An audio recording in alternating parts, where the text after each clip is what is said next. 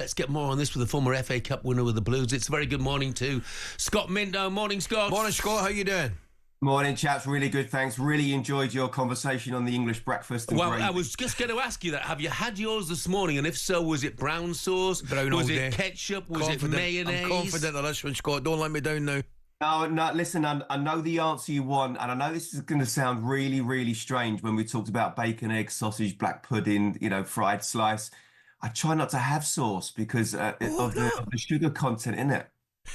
No, that's fair.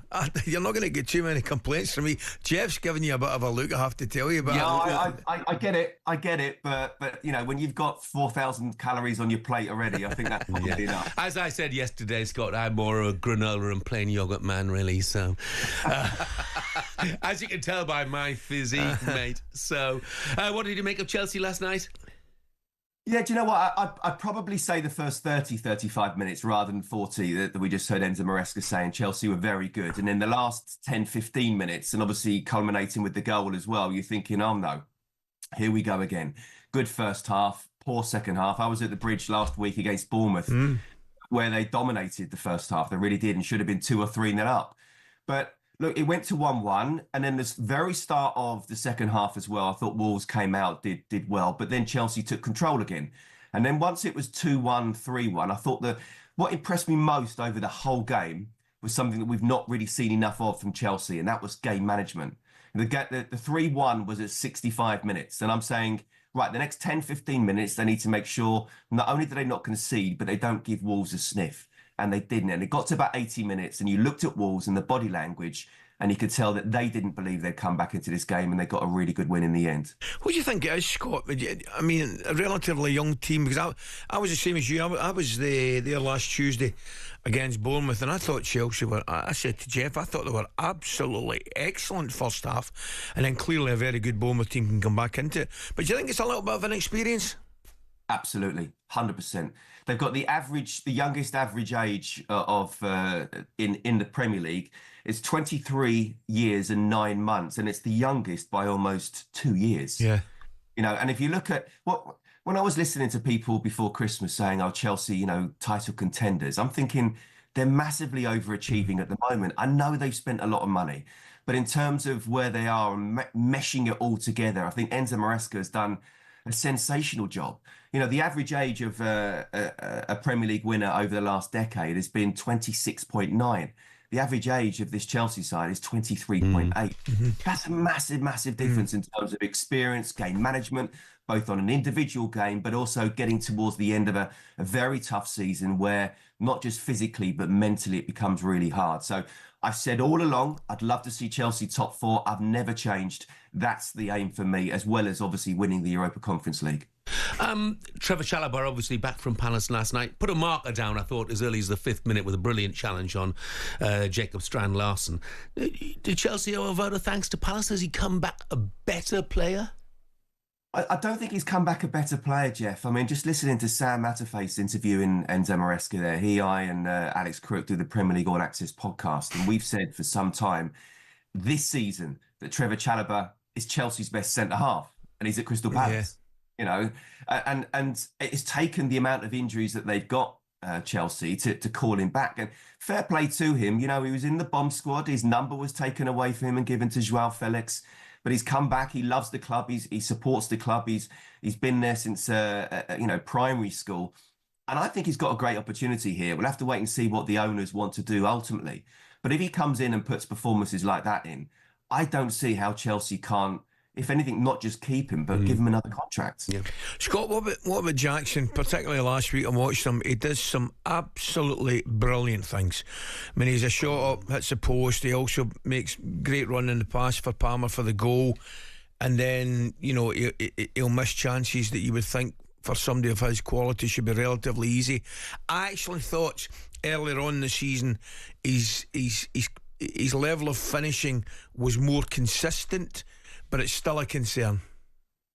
You know what? He was unlucky last night, Ali, wasn't he? But Scott, I'm sorry to interrupt you. This is something. I was at a game last Tuesday, the Bournemouth game with my son, and we're watching it, and we're walking away after the game, Scott. And this is, I love your views on this. Do you know what I said to him? I hope I really hope Jackson isn't an unlucky finisher. Do you know? And you know what I mean by that? He'll get chances. The goalkeeper will make a brilliant save. It'll hit the post. One of these kind of finishers. Cause I really hope and think he can be much better than that. But for me, it's a little bit of a concern. Look, the bottom line, he's got all the attributes. He's big, he's strong, he's tall. He can run the channels. He can hold defenders off. He can, play a little wall passes if Cole Palmer wants to play a 1-2 to him.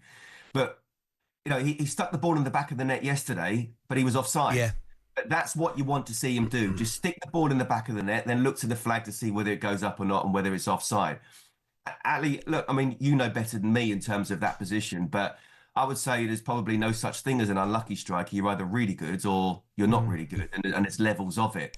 I sort of defended him a lot last season when a lot of people were on him. I saw the attributes he had, but still to be a top class striker, a world-class striker, a striker that doesn't just take Chelsea into the top 4, but ultimately win the Premier League title, he's still got a long way to go. But if you look at his history and his story, he never was in a football academy. So he's probably about 3 or 4 years ahead of where he should be, really. But he's learning all the time. He's improving all the time.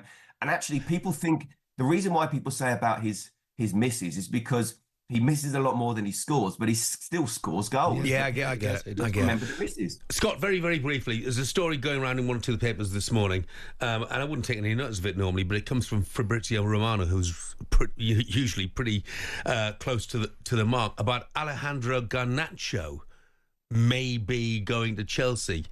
With Neto and Madueke and Sancho, surely a Garnacho is the last thing they need.